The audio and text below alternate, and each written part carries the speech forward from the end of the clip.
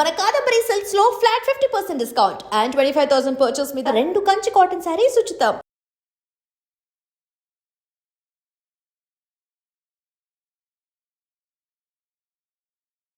So, ఇప్పుడు మీకిది ఎలా ఉంటుంది? అంటే యాజ్ ఎ యాక్టర్‌గా మీరు ఒక ఒక సంస్థలో వర్క్ చేస్తున్నట్టే కదా! అవును. యాజ్ ఎ ఎంప్లాయీగా కదా! హ్మ్. అంటే యూట్యూబ్ నుంచి అంటే మీది ఓన్ పర్సనల్ ఛానెల్ అయినా ఎవ్రీథింగ్ టేకింగ్ వాళ్ళే కదా!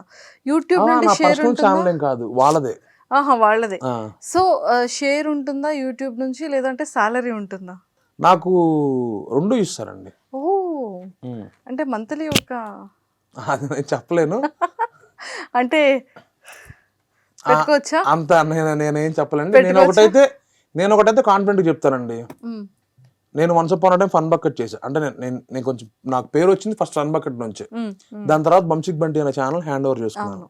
ఈ బంచిక్ బంటి అనే ఛానల్ బంచిక్ బబ్లూదనమాట. బబ్లూ నుంచి నాకు హ్యాండ్ ఓవర్ చేశారు వాళ్ళు. హ్మ్. హ్యాండ్ ఓవర్ చేసిన దగ్గర నుంచి నేనే చేసుకుంటున్నా. నాకు ఏ రోజు కష్టం రానివ్వకుండా చూసుకున్నారు మా తమ్మాడ వాళ్ళు. సూపర్. నాకు నాకు ఫర్ సపోజ్ నాకు ఈ మంత్ అమౌంట్ తక్కువ వచ్చిందనుకోండి, అడ్వాన్స్ సాలరీ అడిగితే నాకు ఏ రోజు కష్టం రాకుండా ఈ రోజు నన్ను చూసుకుంటే ఉన్నారు. అంటే నేను ఫన్ బకెట్ నుంచి కొంచెం నెక్స్ట్ పొజిషన్కి నెక్స్ట్ స్టాండర్డ్కి వెళ్ళడానికి నాకు బంచిక్ బండి బాగా ఉపయోగపడింది, అవసరం పడింది. వాళ్ళు నన్ను అలా చేశారు. నా మెయింటెనెన్స్ది కానీ ఏదైనా సరే వాళ్ళే నన్ను, లేదు నువ్వు ఇలా ఉంటే కష్టం, నువ్వు మారాలి, చిన్న చిన్నవి చేసుకుంటే ఉపయోగం ఉండదని వాళ్ళే చెప్పి నాకు కేర్ తీసుకొని వాళ్ళే చేశారు. నిజంగా అలాంటి సంస్థ ఎప్పటికైనా సరే సక్సెస్ రేటింగ్‌లో ఉంటుంది. అవును. నేనైతే నేను రేపటి రోజున పెద్ద ఆర్టిస్ట్ అయిపోయినా, నేను ఫుల్ బిజీ ఆర్టిస్ట్ అయిపోయినా ఖచ్చితంగా నా బంచిక్ బంటి ఛానల్లో ఒక వీడియో అయినా పెడతాను ఖచ్చితంగా. అది మాత్రం వదలను. ఎందుకంటే ఫన్ బకెట్ నుంచే వచ్చా కానీ టర్నింగ్ ఇస్తే లైఫ్‌ని నిలబెట్టింది నాకు బంచిక్ ఒక పేరుని, ఒక పొజిషన్ని తెచ్చిందైతే బంచిక్ బంటి అని నేను బాగా నమ్ముతాను. సూపర్. దట్స్ బికాస్ ఆఫ్ మా Rahul sir, Saideep sir and మా ఫాల్గున్ సార్. వాళ్ళకి ఎప్పటికీ నేను రుణపడి ఉండాల్సింది. సూపర్ అండి. ఎక్సలెంట్. అండ్ చాలామంది అంటే ఫన్ బకెట్ అనగానే అందరికీ ఫస్ట్ గుర్తొచ్చే పేరు భార్గవ్‌ది. అది అయిపోయింది. వాడికి శిక్ష పడింది. అంటే ఎప్పుడైనా మీకు అనిపిస్తదా మిస్సింగ్ అరే! వీడు తెలుసో అంటే తెలియక తెలుసో తెలియక అనే కాన్సెప్ట్ కన్నా కూడా మేము ఫన్ బకెట్ చేసే రోజుల నుంచి కూడా వాడు మాతో ఫన్ బకెట్ చేసినంతకాలం బాగా చేశాడు. వాడిది ఎప్పుడైతే కేసు అయిందో ఆ కేసు ఒక చాలా రోజుల ముందు నుంచే వాడు ఫన్ బకెట్ నుంచి వెళ్ళిపోయాడు. వాడు ఫన్ బకెట్ నుంచి వెళ్ళిపోయిన తర్వాత ఫస్ట్ నుంచి కూడా ఫన్ బకెట్ వ్యవహారం చేసేవాళ్ళం. నేను, మహేష్ అట్ట, రాయేష్ అన్న, త్రిశూల్, భరత్, భార్గవ్ గాడు. భార్గవ్ వెళ్ళిపోయిన తర్వాత మేము ఆరుగురిని కంటిన్యూ చేసాం. ఎవరం ఆపల. ఫన్ బకెట్ ఆగిపోయేంత అందరం చేస్తూనే ఉన్నాం దాంతో. అవును. భార్గవ్ వెళ్ళిపోయిన తర్వాత ఓకే ఒక ఆర్టిస్ట్ వెళ్ళిపోయాడు, అలానే రామ్ పటాసు, హరా శ్రీనివాసన్ ఇంకో 2 యాక్టర్స్ యాడ్ అయ్యారు దాంతో. అలానే కంటిన్యూ చేస్తూ వచ్చాం. తర్వాత 2 ఏళ్ళకో 3 ఏళ్ళకో అంతా అయిపోయిన తర్వాత వాడికి కేసు వచ్చిందని సంగతి తెలిసింది. కేసు అయిందని సంగతి. వాడికి కేసు అయిందని సంగతి నాకు తెలియలేదు మాకు ఎవరికి. మన యాంకర్ శివ పోస్ట్ చూసి మాకు తెలిసింది. ఓకే కేసు అయిందంట అని. ఏంటా అని కనుక్కుంటే ఇది చేశాడు. వాడు నిజం చెప్తున్నాడో బయట వాడు నిజం చెప్తున్నాడో మాకు ఎవరికి తెలియదు. జనరలైజ్. ఎందుకంటే వాడు చెప్తే వాడి వైపు మాడతాడు. కానీ ఒక్కటి ఏంటి అంటే ఎంత కలిసి ఉన్నా కూడా ఒక చిన్న మిస్టేక్ వల్ల ఇంకా కంప్లీట్‌గా లైఫే పోయింది కదా. లైఫ్ పోవడం, మనుషులు దూరం అయిపోవడం ఇంకా అన్నీ జరుగుతుంటాయి. ఇంకా అది ఎవరేం చేయదు. అంటే నేను అదే అంటాను, మనం చేసే పనుల్ని బట్టే మన లైఫ్ మనకి ఉంటుంది అని. అలాగే బెహ్రా ప్రసాద్ బ్రోది రీసెంట్‌గా చూసుకుంటే నేను వాడి విషయం అయితే నేను పక్కా చెప్తా. ప్రసాద్ బెహ్రా నాకు ఫ్రెండే, మంచి పొజిషన్లో ఉన్నాడు. కానీ తను ఎంత హార్డ్ వర్క్ చేసి అవును. తన రైటింగ్ స్కిల్స్ కానీ కరెక్ట్‌గా సెకండ్ ఇంటర్వ్యూ నేను చేశాను కోవిడ్ టైంలో. ఇంకా ఆ తర్వాత ఇంకా కంటిన్యూ ఇంకా తను పర్సనల్‌వి లైక్ తను ఇండివిడ్యువల్‌గా చేసుకునేది వదిలేసి కంప్లీట్‌గా వెబ్ సిరీస్‌లో అండ్ ట్రెండింగ్ సిరీస్‌లో, ఫిలిమ్స్‌లో ఎక్కడ చూసినా ఇప్పుడు బెహ్రా ప్రసాద్ అసలు డేట్స్ కానీ, టైం కానీ కూడా బ్రోక్ ఉండట్లేదు. మంచి రైటర్, మంచి ఆర్టిస్ట్, ఇవన్నిటికన్నా వాడు మంచి మనిషి. ఫస్ట్ థింగ్ వాడు మంచి మనిషి. ఎందుకనంటే కష్టం విలువ మాకు ఎంత బాగా తెలుసో మాకంటే ఎక్కువ వాడికి బాగా తెలుసు. ప్రసాద్ బెహ్రాకి బాగా తెలుసు. ప్రసాద్ బెహ్రా గారు చాలా ఈ మరి ఇష్యూస్ వీటన్నిటి గురించి ఎప్పుడైనా డిస్కస్ చేశారా? నేనైతే 100కి 100 రూపాయలు చెప్తున్నాను. ఆ ఇష్యూ వాడిని కాంట్రవర్షియల్గా పెట్టిన ఇష్యూ తప్ప వాడు అలా చేసే మనిషి కాదు.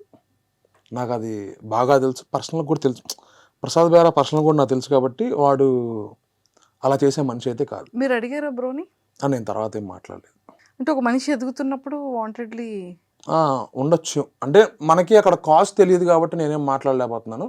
అండ్ నాకు అక్కడ జరిగిన సిచ్యువేషన్ కానీ నేను ఎవరితో డిస్కస్ చేయలేదు కాబట్టి నాకు అక్కడ తెలియదు. బట్ ప్రసాద్ బెహ్రా నాకు పర్సనల్గా తెలుసు కాబట్టి ప్రసాద్ బెహ్రా ఆ టైప్ మనిషి అయితే కాదు. వాడు షూటింగ్లో ప్రసాద్ బెహ్రా షూటింగ్లో చేయకపోతే యాక్టర్ని ఫాస్ట్గా చేయి అని దురుసుగా చెప్తాడేమో కానీ మరి అమ్మాయిని ఏడిపించే అంత బిహేవియర్ అయితే ప్రసాద్ బెహ్రాకి లేదు. సో ఫనీ గారు, అంటే ప్రతి ఒక్క ఆర్టిస్ట్ అయ్యే ముందు స్టార్టింగ్ స్టేజ్లో కొన్ని భయాలు ఉంటాయి. అవును, స్క్రీన్ మీద ఎలా ఉంటుంది, మనం మేకప్ వేసుకోవాలా, అసలు వితౌట్ మేకప్ అయితే ఎలా ఉంటాం, వితౌట్ మేకప్ కాకుండా ఎలా ఉంటాం, కొంచెం లెన్స్లో మనం బయట ఉన్నదానికి లోపల కొంచెం కెమెరా లెన్స్కి ఇంకా ఎక్కువగా కనబడుతూ ఉంటాం అనే ఫీలింగ్ ఉంటుంది కదా. అవును, నాకు నేను ఎలా ఉంటాను అనేది భయం నాకు లేదు, కానీ నేను చేసిన దానికి జనాలు నవ్వుతారా నవ్వరా అనే భయం చాలా ఉండేది నాకు స్టార్టింగ్లో. ఎందుకు అని అంటే ఆబ్వియస్లీ మన ఫ్రెష్ కమ్మరు, మనకు అవకాశం ఇవ్వటమే గొప్ప విషయం అని నేను ఫీల్ అవుతూ ఉంటాను. ఈరోజు ఏదో కొంచెం ఒక మోస్తరు పొజిషన్లో ఉన్నాను, నాకు కొన్ని మినిమం అంటే బేసిక్ అవకాశాలన్నా ఏ ఆఫీస్కి వెళ్ళకపోయినా బేసిక్ అవకాశాలన్నా వస్తున్నాయి కాబట్టి నాకు ఓకే. స్టార్టింగ్ స్టేజ్లో నాకు ఎలా ఉండేది, నేను ఒక సినిమా చేస్తున్నాను, నేను ఫస్ట్ ఒక సినిమా చేశాను, ఒక్కడితో మొదలైందని ఒక సినిమా. నేను అంతమంది ఆఫీసులో ఆడిషన్కి వెళ్ళిన ప్రతిసారి ప్రతి ఒక్కళ్ళు ఏం చెప్పేవాళ్ళంటే ఎక్స్పీరియన్స్ ఉందా అని అడిగేవాళ్ళు.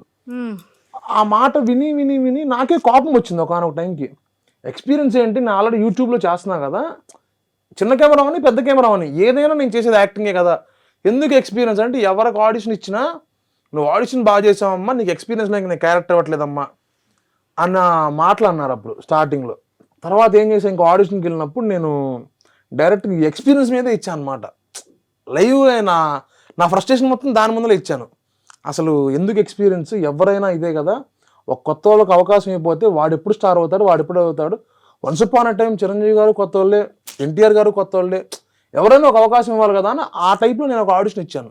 ఆడిషన్ ఇస్తే ఆ డైరెక్టర్ నచ్చి ఒక చిన్న సీన్ ఇచ్చారు, నాకు 1 డే క్యారెక్టర్ ఇచ్చారు అనమాట. దాంతో ధనరాజ్ అన్న, చిత్రం సీన్ అన్న, మన మ్యూజిక్ డైరెక్టర్ బోలే, ఇంకొంతమంది ప్యాడింగ్ ఆర్టిస్టులు ఉన్నారు. నా మీద ఫ్రేమ్ పెట్టి చుట్టూరు ఒక 100 మంది జనాలు. చిన్నప్పుడు మీరు చూసుంటే కనుక జెమినీలో బయోస్కోప్ అని అంత పెద్ద లెన్స్ పెట్టి చూశారు.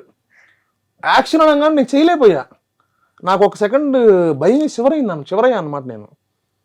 నాకు వల్లగాల. అప్పుడు డైరెక్టర్ గారు బయటకు తీసుకెళ్ళి నాకు ఒక 5 minutes రిలాక్సేషన్ ఇచ్చి గ్యాప్ ఇచ్చి ఆయన క్లారిటీ ఎక్స్ప్లెయిన్ చేశారు. ఏం భయపడ మాకు, నువ్వు బాగా చేస్తావు, ఈ చుట్టూరు జనాలు చూసి నీకు భయం చేసి ఉంటుంది. ఎక్స్పీరియన్స్ అనేది దీనికి, ఎందుకనంటే పెద్ద ఆర్టిస్టులు ఉన్నప్పుడు మనకి టేకులు ఎక్కువ పడితే వాళ్ళకి ఇబ్బంది అయ్యిద్ది, సినిమా ప్రొడక్షన్ పెరిగిపోద్దమ్మా అని ఆ క్లారిటీ ఎక్స్ప్లెయిన్ ఇచ్చిన తర్వాత ఒక 5 minutes వాటర్ తాగి రిలాక్స్ అయ్యి వచ్చి సింగిల్ షాట్లో చేశాను. సూపర్. ఇంకా దాని తర్వాత నాకు ఇది మన పర్సనల్గా ఎక్స్పీరియన్స్ చేసే ఒక ఎక్స్పీరియన్స్. అవును, నేను అంటే దాని తర్వాత నేను చాలా అనుకున్నాను, నేను వాళ్ళ ఎక్స్పీరియన్స్ అని ఆడటంలో తప్పే లేదు అని. ఎందుకు ఎక్స్పీరియన్స్ కావాలి అని వాళ్ళు అడిగారంటే అప్పుడు మనతో పాటు ఇంకో ఆర్టిస్ట్ చేస్తూ ఉంటాడు, మనం తప్పు చేసినా సరే పాపం అన్నిసార్లు ఆయన చేయాలి, మన వల్ల ఇంకో మనిషి ఇబ్బంది అవ్వకూడదు. ఇంకోటి యూట్యూబ్ వచ్చేసరికి ఏమైద్ది, చిన్న కెమెరా, చిన్న లైటింగ్, చిన్న సెటప్ ఉంటుంది. అదే సినిమా వచ్చేసరికి చాలా పెద్ద సెటప్. మనం ఎవరు ఏం తప్పు చేసినా లాస్ అయ్యేది ప్రొడ్యూసరే. అవును, కానీ ఇండస్ట్రీలో అలాంటి ప్రొడ్యూసర్లు బతికుంటేనే ఇంకా మంచి మంచి సినిమాలు వస్తూ ఉంటాయి, కొత్త ఆర్టిస్టులకి ఇంకా ఎక్కువ అవకాశాలు వస్తూ ఉంటాయి. ఒక సినిమా చేసిన ప్రొడ్యూసర్ ఇంకో సినిమా చేయాలి అని అంటే అతనికి ఆ ప్రొడక్షన్ నచ్చాలి, అతను డబ్బులు వెనక్కి తెచ్చుకోవాలన్న హోప్ అని ఉంటే ఖచ్చితంగా అయింది. నేను అందుకని ప్రొడ్యూసర్కి చాలా రెస్పెక్ట్ ఇస్తాను, డైరెక్టర్తో పాటు ప్రొడ్యూసర్కి. ఎందుకంటే ఆయన లేకపోతే ఇదంతా ఉండదు, ఇంత పెద్ద సామ్రాజ్యమే, ఇంత పెద్ద సామ్రాజ్యం. కానీ నిజంగా అందరికన్నా సక్సెస్ అయినా హ్యాపీగా ఫీల్ అవుతాడు, ఫెయిల్యూర్ అయినా ఒక్కడే ఫేస్ చేస్తారు. ఎవరు అంటే only one of the producer. ఆ ఎఫెక్ట్ అనేది అతను మాత్రమే ఉంటుంది.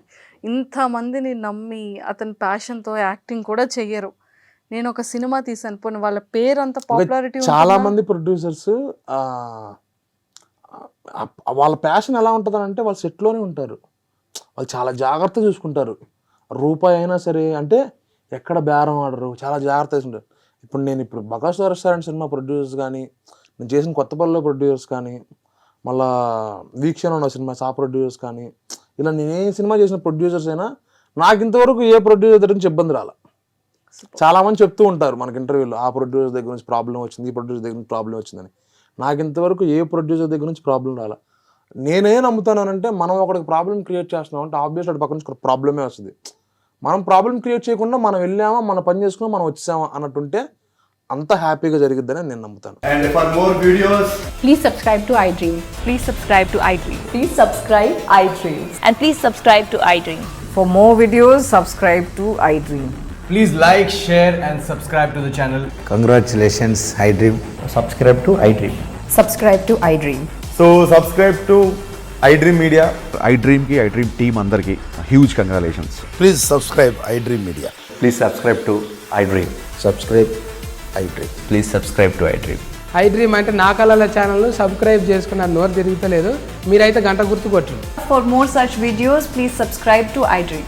Subscribe to iDream. Please subscribe to iDream. Please subscribe iDream Media. Please do subscribe to iDream. Please subscribe to iDream Media. For best entertainment and information, please subscribe iDream. And don't forget to subscribe to iDream.